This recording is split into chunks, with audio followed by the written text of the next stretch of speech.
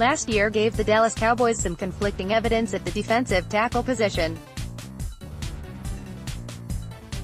Strong play in the regular season didn't translate to the playoffs, and it's left the team with a quandary over how to handle the interior of the defensive line during this 2019 offseason. The Cowboys entered the 2018 playoffs as one of the top run defenses in the NFL. They ranked 5th in the league in both rushing yards allowed, 94.6 per game, and yards per attempt, 3.8. The run defense even showed up in the playoff win over the Seahawks, with Dallas allowing just 73 rushing yards on 24 carries. Seattle was the NFL's top rushing team in the regular season. But then came the ill-fated trip to Los Angeles, where the Rams decimated the Cowboys' defense with 273 rushing yards. While they say first impressions are the most important, sometimes your last one is just as critical. The sting of that loss, especially how hapless the team was against the run, will have an impact on everything that Dallas does this offseason. What could it mean for the defensive tackles? Dallas Cowboys DT Tyrone Crawford. There was some thought that veteran Tyrone Crawford could be a salary cap casualty this year. Dallas can save $5.9 million by releasing him now, or $7 million by making him a post-June 1st cut. That money, which could be used to help re-sign DeMarcus Lawrence, add Earl Thomas, extend Dak Prescott, or many other moves. But then about a week ago, reports came out that the Cowboys do not plan to re-sign David Irving. If that wasn't enough to help Crawford's job security, it was announced on Tuesday that Randy Gregory had been suspended indefinitely by the league for further substance abuse violations. This almost assures that Tyrone will stick around in 2019, though he may be playing more on the outside than the interior. He will likely be a starting and then move inside on some passing downs. Barring any off-season acquisitions, Maliek Collins and Antwaun Woods will return as the primary tackles.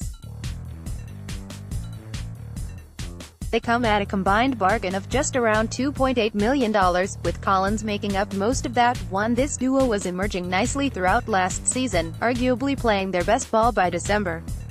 You could even give them a partial pass for the Rams game, as Collins was battling illness and Woods played with a torn labrum after the second quarter. Both Maliek and Antwaun will be on expiring contracts, although Woods will only be a restricted free agent in 2020. Even if the Cowboys feel good about this pair as their 2019 starters, they may still want to prepare for the future, with Collins soon headed into free agency. Dallas Cowboys DT Maliek Collins. The team faces a tough decision with Maliek Collins both this year and next season.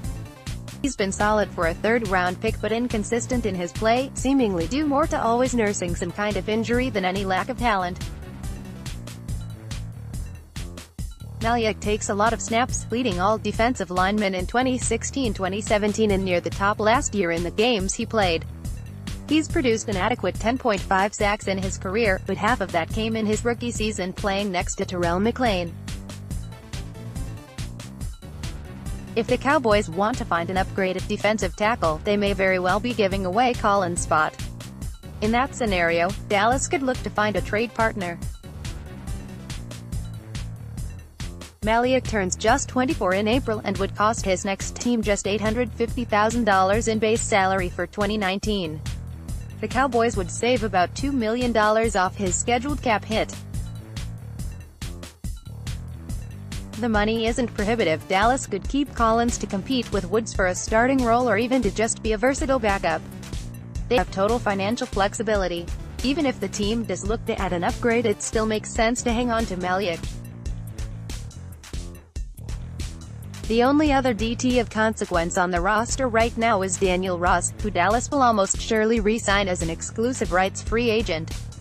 Having Collins, Ross, and Woods with some free agent or rookie addition would round out the depth chart fairly well. Tampa Bay Buccaneers DT Gerald McCoy. Aaron Doster, USA Today Sports. We mention potential upgrades in free agency because there could be several available. Many expect the Bucs to make six-time Pro Bowler Gerald McCoy a salary cap casualty, even though he's posted 6 sacks or more every season since 2013. While he just turned 31 in February, McCoy could bring a boost to the Cowboys' defensive front. Dallas probably won't be looking to pay market price on a guy like Grady Jarrett, but they could also explore second-tier options like Darius Philon, Chargers, or Muhammad Wilkerson, Packers. They have the money, even if they retain Crawford and Collins. The draft is another option. There could be a few solid DT prospects available when Dallas picks it. For Miami's Gerald Willis III. If the Cowboys sign Earl Thomas at safety and aren't looking to spend a high pick on Tay after Jason Witten's return, then defensive tackle could very well be at or near the top of their draft needs this April. This could go any number of ways, and one of those includes just standing pat. Dallas might decide that Maliek Collins and Antoine Woods were good enough to stick with for next year, seeing the Rams game as an anomaly and focusing on their play throughout the season.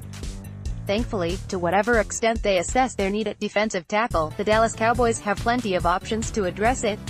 It's not a flashy position, but it's a very important one for them to consider this offseason.